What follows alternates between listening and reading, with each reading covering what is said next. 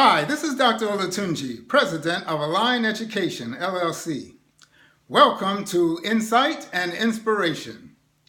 In my first video, I said that this series would focus on emotional fulfillment in education. Why? We know that most of what we accomplish in life has to do with how we feel about ourselves and the work we do. I'm going to drive this point home today by focusing on a special topic. Don't let school get in the way of education. One more time. Don't let school get in the way of education. So what do I mean when I say this? To understand it, I think it's helpful to think of education in terms of two components. There's process and product. Same as any other business. Schooling is the process. It has to do with the beliefs, the policies and procedures, and the relationships that determine what and how we teach. Whereas education is the product. It has to do with the outcomes, which are usually the knowledge, skills, and attitudes we expect young people to acquire. Now, my point is simply this.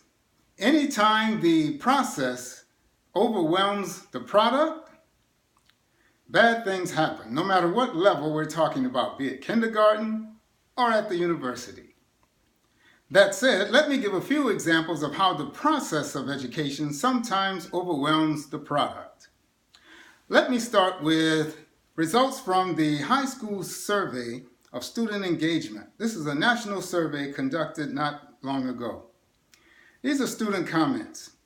I think a lot of classes are pointless, boring, and have no real-life application. Talking about the way in which we teach. This school does a lot of prepping for state tests, but you forget all that material soon after. One more. Forced education or learning retards motivation and a natural drive or curiosity to learn. I believe the tragic shooting in Florida provides yet another powerful example.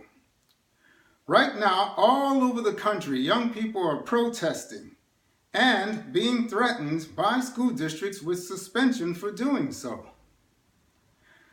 As education advocate, however, I must ask the question, by threatening students with suspension, are we not sending the message that schooling is more important than the outcomes it's supposed to produce? In this case, responsible civic involvement. After all, didn't the founding fathers protest when they felt it was appropriate to do so? Now the last example comes from the Bible itself. If you will permit me, and regardless of your religious persuasion, consider the time when Jesus helped someone on the Sabbath day. He ended up having to confront the religious authorities of his time, explaining that man was not made for the Sabbath, but the Sabbath was made for man. To translate that, our children were not made for school. Instead, school was made for our children. I rest my case. The bottom line is this then. Education is designed to pull us out from darkness into light, from ignorance into the light of reason. However, when schooling trumps education, kids lose. Rather than pulling them up, education then presses them down. So whether a parent, educator, or community member, do your part to make sure that school doesn't get in the way of education. Thank you and have a great day.